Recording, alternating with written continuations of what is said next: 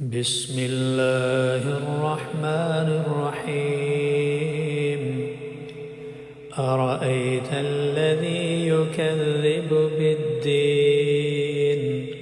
فذلك الذي يدع اليتيم